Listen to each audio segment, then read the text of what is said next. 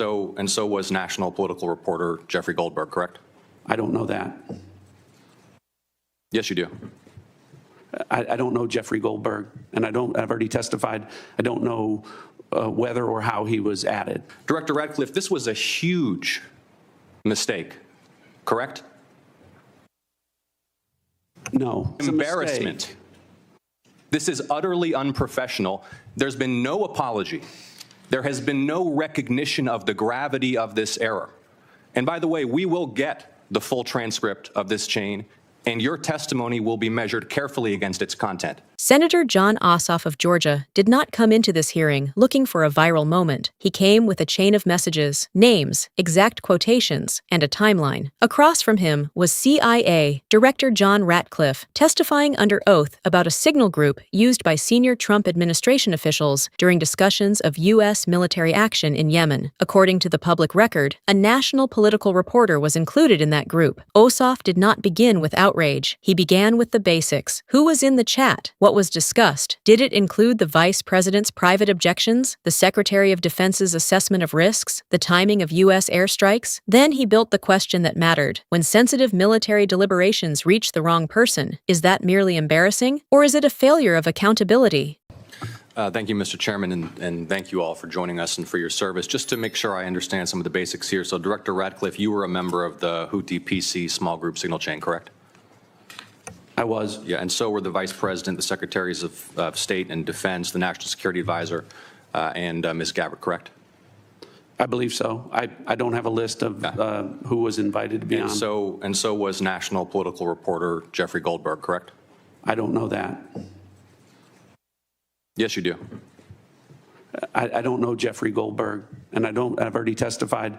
I don't know whether or how he was added. Okay, well, he was a member of the signal chain, and the discussion included the Vice President's private opinion on the wisdom of proposed U.S. strikes in Yemen, correct? I don't recall. Vance, quote, I think we are making a mistake. I am not sure the President is aware of how inconsistent this is with his message on Europe right now. There was a strong argument for delaying this a month. You don't recall? I don't. As you don't recall seeing that? Read that. I don't. It included the private opinions of the Secretary of Defense on the timing of strikes in Yemen, correct? I don't recall. Director Ratcliffe, surely you prepared for this hearing today. You were part of a group of principals, senior echelons of the U.S. government, in now a widely publicized breach of sensitive information. You don't recall whether the Vice President opined on the wisdom of the strikes? That's your testimony today under oath? In that setting, I don't recall. Here's what Secretary Hegseth said, quote, waiting a few weeks or months does not fundamentally change the calculus. Two immediate risks on waiting. One, this leaks and we look indecisive. Two, Israel takes an action first or Gaza ceasefire falls apart and we don't get to start this on our own terms. Your testimony is you don't recall the Secretary of Defense sending that message or reading it? I recall there being an exchange. I don't recall the specifics as you're reading it.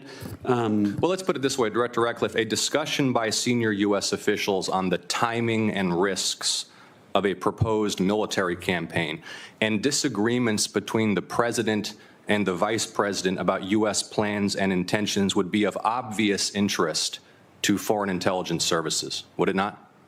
Yes.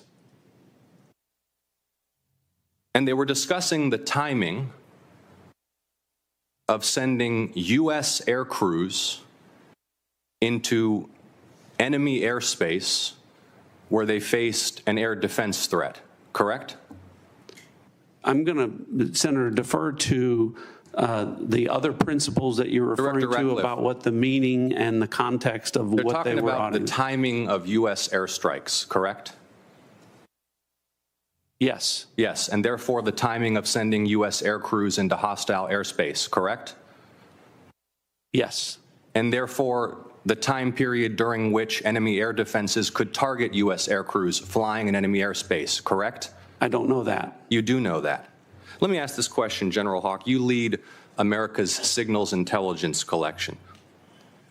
Would the private deliberation of foreign senior officials about the wisdom and timing of potential military action be a collection priority for you and the U.S. intelligence community? Senator, it's our job to do indications and warning for both the plans and intentions of adversary leaders and for military commanders. And would not information about the timing of airstrikes allow a military to pre-position or cue air defense systems to shoot down enemy aircraft? I think, Senator, from our perspective, any advance warning is something that we certainly are trying to protect. Yeah. Director Ratcliffe, this was a huge mistake, correct? No. A national political... Hold on. No, you Let me hold answer. on. No, Director Ratcliffe, I asked you a yes or no question, and now you hold on. A national political reporter You can characterize it how you want. was made privy The White to House has sensitive made clear information about that there imminent was an military inadvertent operations against a mistake, foreign terrorist an inadvertent organization. mistake of adding a reporter. And that wasn't a huge to a mistake? seal. That wasn't a huge mistake? Well, I think they characterize This is it an as a embarrassment. mistake. This is utterly unprofessional. There's been no apology. There has been no recognition of the gravity of this error. And by the way, we will get the full transcript of this chain, and your testimony will be measured carefully against its content. Thank you, Mr. Chairman.